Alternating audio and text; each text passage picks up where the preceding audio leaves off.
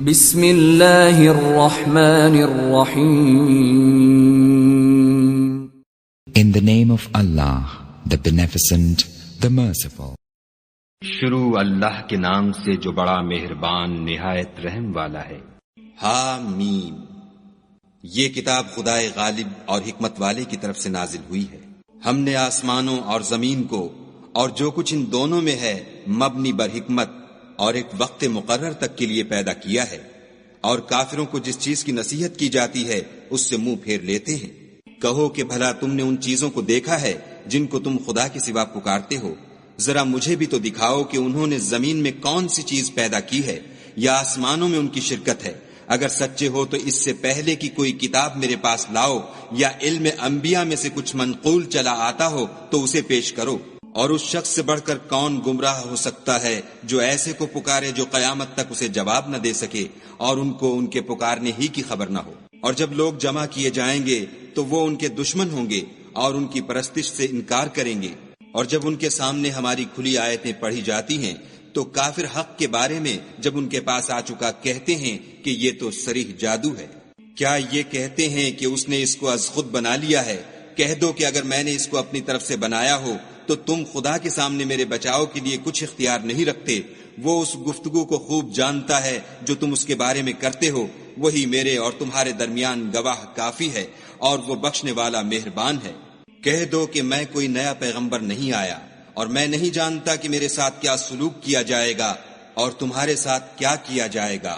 میں تو اسی کی پیروی کرتا ہوں جو مجھ پر وحی آتی ہے، اور میرا کام تو علانیہ ہدایت کرنا ہے. کہو کہ بھلا دیکھو تو اگر یہ قرآن خدا کی طرف سے ہو اور تم نے اس سے انکار کیا، اور بنی اسرائیل میں سے ایک گواہ اسی طرح کی ایک کتاب کی گواہی دے چکا اور ایمان لے آیا، اور تم نے سرکشی کی، تو تمہارے ظالم ہونے میں کیا شک ہے؟ بے شک خدا ظالم لوگوں کو ہدایت نہیں دیتا. اور کافر مومنوں سے کہتے ہیں کہ اگر یہ دین کچھ بہتر ہوتا تو یہ لوگ اس کی طرف ہم سے پہلے نہ دوڑ پڑتے، اور جب وہ اس سے ہدایت یاب نہ ہوئے تو اب کہیں گے کہ یہ پرانا جھوٹ ہے. اور اس سے پہلے موسیٰ کی کتاب تھی لوگوں کے لیے رہنما اور رحمت، اور یہ کتاب عربی زبان میں ہے اسی کی تصدیق کرنے والی، تاکہ ظالموں کو ڈرائے اور نیکوکاروں کو خوشخبری سنائے. جن لوگوں نے کہا کہ ہمارا پروردگار خدا ہے پھر وہ اس پر قائم رہے تو ان کو نہ کچھ خوف ہوگا اور نہ وہ غمناک ہوں گے. یہی اہل جنت ہیں کہ ہمیشہ اس میں رہیں گے. یہ اس کا بدلہ ہے جو وہ کیا کرتے تھے. اور ہم نے انسان کو اپنے والدین کے ساتھ بھلائی کرنے کا حکم دیا. اس کی ماں نے اس کو تکلیف سے پیٹ میں رکھا اور تکلیف ہی سے جنا، اور اس کا پیٹ میں رہنا اور دودھ چھوڑنا 2.5 برس میں ہوتا ہے، یہاں تک کہ جب خوب جوان ہوتا اور 40 برس کو پہنچ جاتا ہے تو کہتا ہے کہ اے میرے پروردگار، مجھے توفیق دے کہ تو نے جو احسان مجھ پر اور میرے ماں باپ پر کیے ہیں ان کا شکر گزار ہوں، اور یہ کہ نیک عمل کروں جن کو تو پسند کرے، اور میرے لیے میری اولاد میں اصلاح و تقوی دے. میں تیری طرف رجوع کرتا ہوں اور میں فرما برداروں میں ہوں. یہی لوگ ہیں جن کے اعمال نیک ہم قبول کریں گے اور ان کے گناہوں سے درگزر فرمائیں گے، اور یہی اہل جنت میں ہوں گے. یہ سچا وعدہ ہے جو ان سے کیا جاتا تھا. اور جس شخص نے اپنے ماں باپ سے کہا کہ اف اف، تم مجھے یہ بتاتے ہو کہ میں زمین سے نکالا جاؤں گا، حالانکہ بہت سے لوگ مجھ سے پہلے گزر چکے ہیں. اور وہ دونوں خدا کی جناب میں فریاد کرتے ہوئے کہتے تھے کہ کمبخت ایمان لا، خدا کا وعدہ سچا ہے. تو کہنے لگا یہ تو پہلے لوگوں کی کہانیاں ہیں. یہی وہ لوگ ہیں جن کے بارے میں جنوں اور انسانوں کی دوسری امتوں میں سے جو ان سے پہلے گزر چکی عذاب کا وعدہ تحقیق ہو گیا.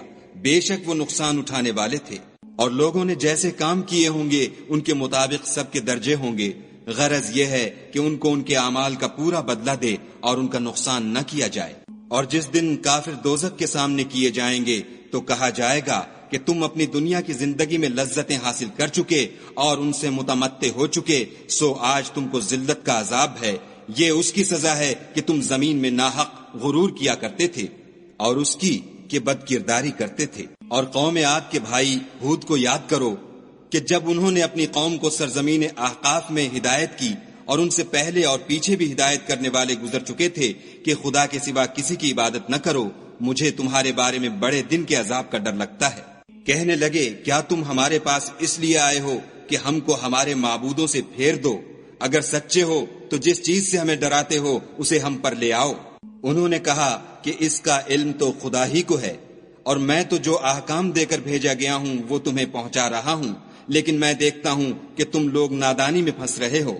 پھر جب انہوں نے اس عذاب کو دیکھا کہ بادل کی صورت میں ان کے میدانوں کی طرف آ رہا ہے تو کہنے لگے یہ تو بادل ہے جو ہم پر برس کر رہے گا، نہیں بلکہ یہ وہ چیز ہے جس کے لیے تم جلدی کرتے تھے، یعنی آندھی جس میں درد دینے والا عذاب بھرا ہوا ہے۔ ہر چیز کو اپنے پروردگار کے حکم سے تباہ کیے دیتی ہے، تو وہ ایسے ہو گئے کہ ان کے گھروں کے سوا کچھ نظر ہی نہیں آتا تھا۔